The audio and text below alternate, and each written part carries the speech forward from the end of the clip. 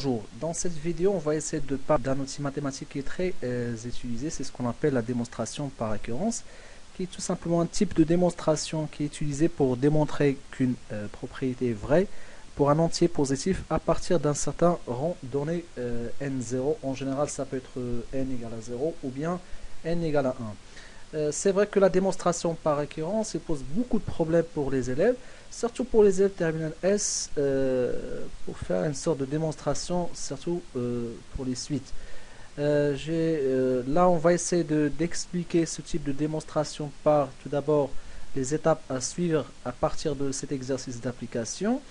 Dans les prochaines vidéos, on va essayer aussi de faire d'autres exercices, d'autres types d'exercices. Et on va essayer ensemble d'y aller tout doucement jusqu'à qu'on comprenne ce type de démonstration. Tout d'abord, avant de commencer à résoudre cet exercice d'application, on doit parler de ce qu'on appelle les étapes. Bien sûr, les étapes à suivre au fur et à mesure. Donc pour chaque point, là comme vous pouvez le remarquer, on a 4 points ici. Donc il y en a 4 étapes. Pour chaque étape, on va essayer de détailler comment il faut le faire à partir de cet exercice d'application. La première étape ici, c'est ce qu'on appelle, on énonce la propriété. Cette étape, elle est trop simple. L'initialisation aussi et la conclusion. En fait, c'est au niveau de l'hérédité qu'on va avoir un tout petit peu de problème. Mais pour les élèves de terminale, en général, on cherche toujours à gratter le maximum de points à partir d'un sujet.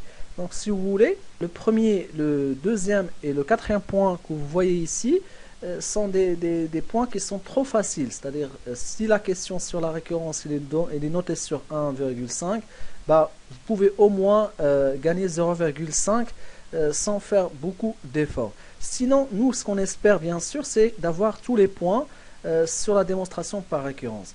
Donc, on commence maintenant par, on énonce la propriété. Donc ici, dans l'exercice d'application qu'on a, on a une suite qui est définie par son premier terme, V0 égale à 4, et par sa forme de récurrence qui est Vn plus 1 égale à 2Vn moins 7. Pour tout entier naturel n, donc même pour le n égale à 0. Parfois on trouve pour tout n ou pour tout entier strictement positif, c'est à partir de 1. La question qui se pose, c'est de démontrer par récurrence que Vn égale à 7 moins 3 fois 2 à la puissance n pour tout n supérieur ou égal à 0. Donc pour le premier point, on a dit qu'on doit, là je reviens sur ça, on doit énoncer la propriété. Donc ici, la propriété, c'est tout simplement ce qu'on cherche à démontrer. Donc, on écrit R, la propriété de point. On peut l'appeler donc Pn.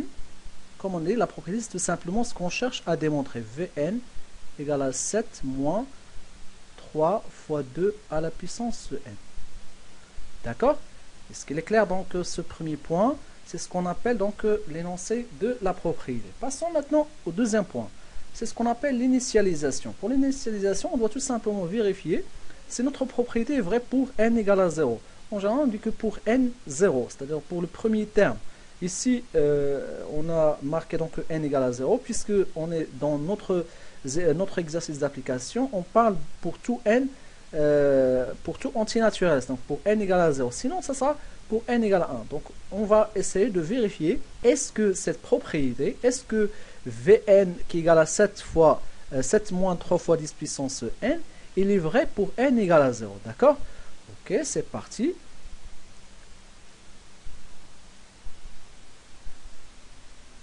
Pour n égale à 0. Pour n égale à 0, qu'est-ce qu'on va essayer de faire?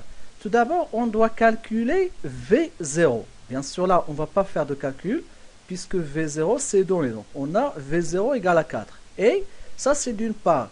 Et d'autre part, ici, on doit remplacer le n par 0, c'est-à-dire 7 moins 3 fois 2 à la puissance 0. Bien sûr, on calcule ça. 2 à la puissance 0, ça fait 1. 3 fois 1, ça fait 3. 7 moins 3, ça va me faire 4. Qu'est-ce qu'on remarque? On a V0 égale à 7 moins 3 fois 2 à la puissance 0. Donc, là, on a vérifié que cette propriété-là, elle est vraie pour le premier terme qui est n égale à 0. Donc, on pourra dire la propriété est vraie pour n égale à 0.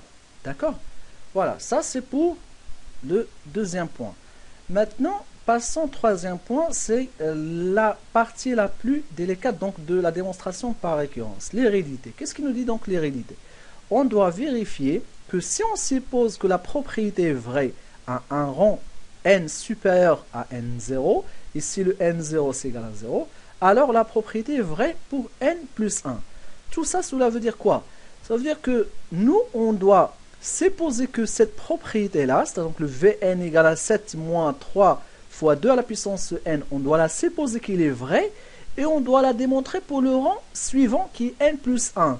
Autrement dit, on doit vérifier que Vn plus 1 égale à 7 moins 3 fois 2 à la puissance n plus 1.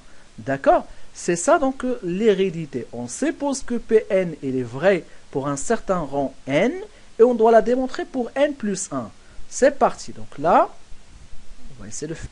Donc pour l'hérédité, on va que la propriété, donc on suppose que la propriété est vraie, c'est-à-dire on suppose que Vn égale à 7 moins 3 fois 2 à la puissance n est vrai pour un certain rang n. Bien sûr, n doit être supérieur ou égal à 0. Et on montre que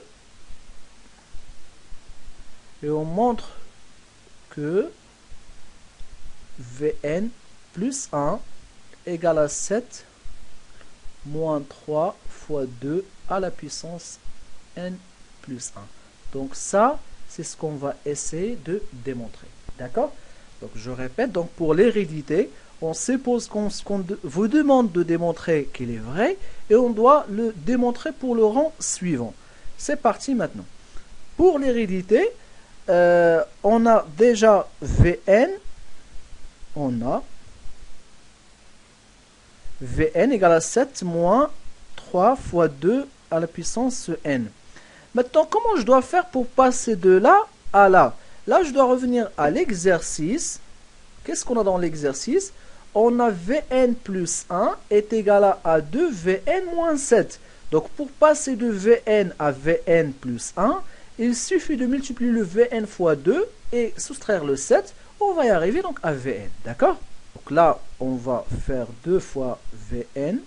Donc, je multiplie là par 2 et je multiplie aussi ce côté-là par 2. Après, on doit soustraire le 7. 2 Vn moins 7 égale. Et en même temps, je vais calculer ça. Donc, 2 fois 7, ça fait 14. Moins 2 fois 3 fois 2 à la puissance n, ça fait... En fait, on doit tout simplement multiplier 2 à la puissance n fois 2. Ce n'est pas l'appel de multiplier par 3 parce que ici, on doit développer le 2 soit sur le 3, soit sur le 2. Car ici, ce n'est pas une addition, ce n'est pas une soustraction, c'est une multiplication. Et 2 fois 2 à la puissance n, là, c'est comme si j'ai 2 à la puissance 1 fois 2 à la puissance n. Ça va faire 2 à la puissance n plus 1. D'accord? Et bien sûr, j'ai soustrait le 7. Je vais soustraire ici le 7. Et c'est quoi 2 Vn moins 7? En fait, c'est Vn plus 1. 14 moins 7, ça fait 7. Moins 2 à la puissance n plus 1. Voilà. C'est ce qu'on voulait donc démontrer. Donc on a dit qu'on doit supposer que Vn il est vrai et on doit démontrer qu'il est vrai pour le rang suivant. C'est-à-dire pour Vn plus 1 égale à 7 moins 3 fois 2 à la puissance n plus 1. Donc en partant de ce que j'ai supposé vrai, c'est-à-dire donc en partant de Vn, là j'arrive à démontrer ça. C'est-à-dire que la propriété,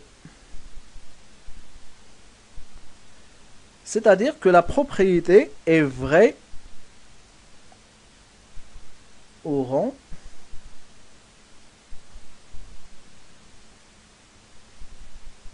n plus 1. Voilà. Donc là, j'ai fini ça, ce qu'on appelle l'hérédité, le troisième point. Maintenant, il nous reste juste là la conclusion. qu'est-ce qu'on a dans la conclusion? C'est que la propriété est vraie pour n égale à n0.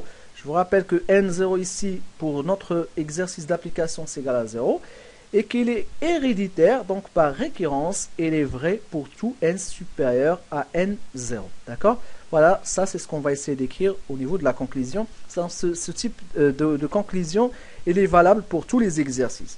Donc la conclusion, donc, la propriété est vraie pour n égale à 0 et il est héréditaire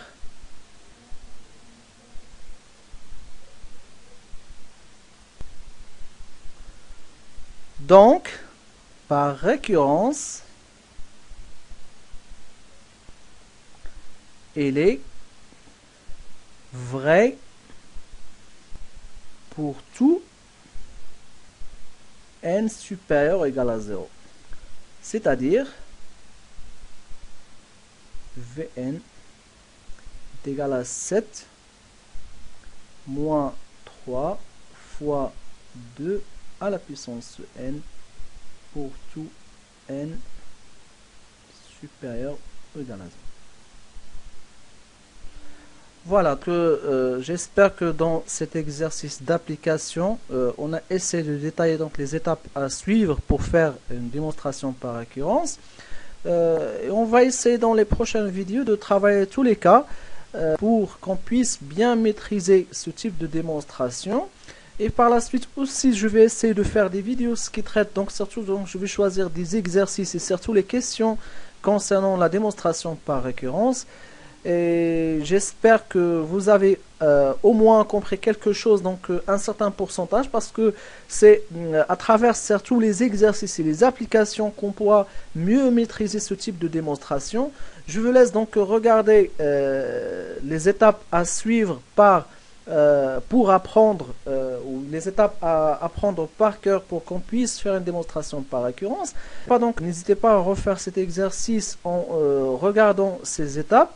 Et à la prochaine vidéo pour d'autres types d'exercices sur la démonstration par récurrence. Au revoir.